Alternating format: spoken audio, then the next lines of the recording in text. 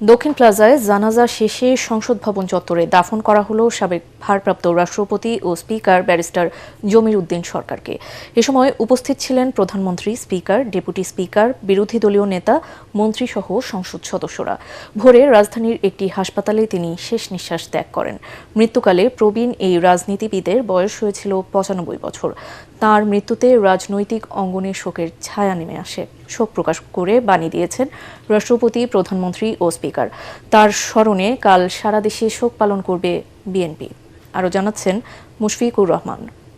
৫০ বছরের বেশি সময় ধরে যে বাড়িতে বসবাস, ধানমন্ডির সেই বাড়িতে জাতীয় সংসদের সাবেক স্পিকার ও বিএনপির স্থায়ী কমিটির সদস্য ব্যারিস্টার জমির উদ্দিন সরকারকে শেষবারের মতো শ্রদ্ধা জানাতে ভিড় করেন আত্মীয় স্বজন সহ শুভার্থীরা। ভোরে রাজধানীর বাংলাদেশ স্পেশালাইজড হাসপাতালে চিকিৎসাধীন অবস্থায় শেষ নিঃশ্বাস ত্যাগ করেন তিনি। পরে তার মরদেহ রাখা হয় বাসভবনে।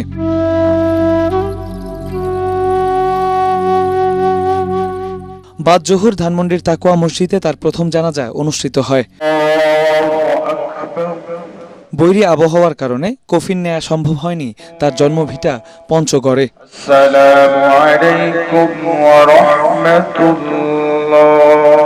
উনি সব সময় কাজ করতেন, একটার পর আরেকটা উনি কাজ করতেন, উনি কখনো বসে থাকতেন না। আমাদের নিজেদের জীবনের উদ্দেশ্য আর অন্য সকল মানুষের জন্য, আমাদের নিজেদের জন্য না, সেই শিক্ষা উনি শিক্ষায় আমাদেরকে দীক্ষিত করেছেন। এ সময় অর্থমন্ত্রী আমির খসরু মাহমুদ চৌধুরী বলেন, রাজনৈতিক অঙ্গনে ব্যারিস্টার জমির উদ্দিন সরকারের শূন্যতা পূরণ হবার নয়। রাজনৈতিক অঙ্গনে ওনার বিচরণ, ওনার দক্ষতা, ওনার সততা, ওনার সুশিক্ষিত মনোভাব প্রতিফলিত হয়েছে। রাজনীতির উপর একটা সোবারিং এফেক্ট ছিল উনি, এবং উনি ওনার যাওয়ার পর স্বভাবতই আমরা ওনার অনুপস্থিতি সবাই উপলব্ধি করব রাজনৈতিক অঙ্গ। বাদ আসর বর্ষিয়ান এই রাজনীতিবিদের দ্বিতীয় জানাজা অনুষ্ঠিত হয় জাতীয় সংসদের দক্ষিণ প্লাজায়।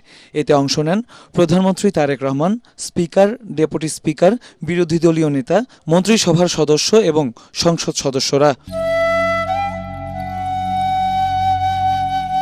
জানাজা শেষে সংসদ চত্বরে দাফন করা হয় সাবেক ভারপ্রাপ্ত রাষ্ট্রপতি ও প্রবীণ এই রাজনীতিবিদকে। মুশফিকুর রহমান, ATN বাংলা, ঢাকা।